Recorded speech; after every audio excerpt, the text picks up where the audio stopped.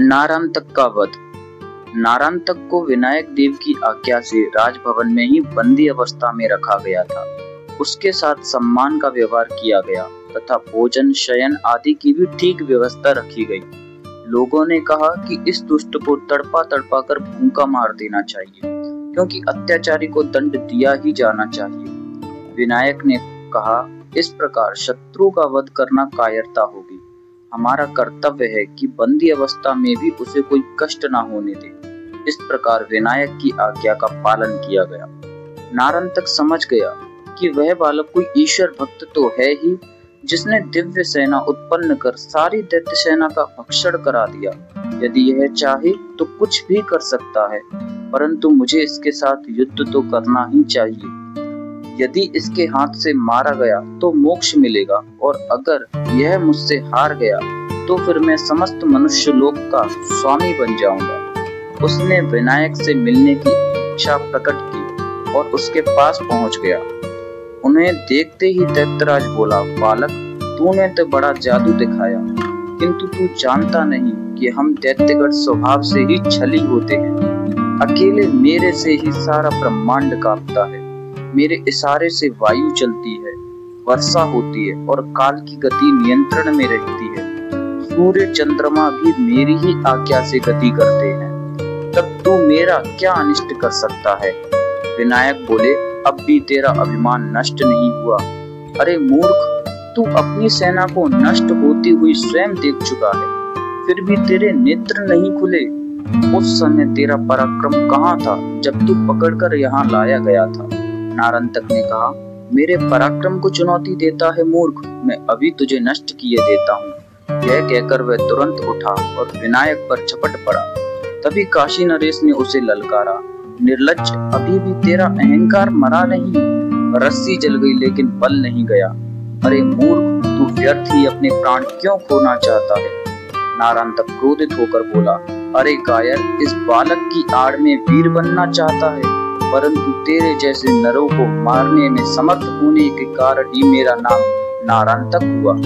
काशीराज बोले, देवों से प्राप्त वरदान और पुण्य तभी तक कार्य करते हैं जब तक भोग अथवा अवधि समाप्त ना हो जाए।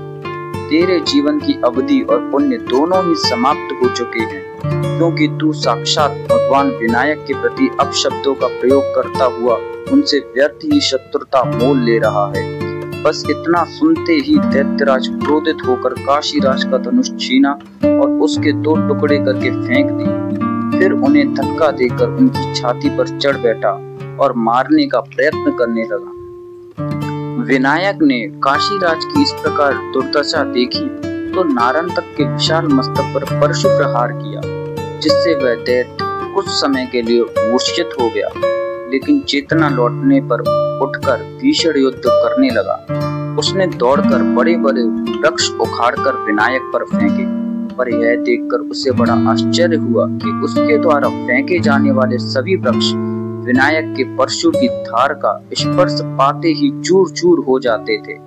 अब उसने अपनी माया फैलाई और अलग अलग रूप धारण करके प्रकट होने लगा। विनायक ने उसकी माया नष्ट कर उसके दोनों हाथ काट डाले, किंतु वर प्राप्ति के कारण उसके हाथ फिर उत्पन्न हो गए।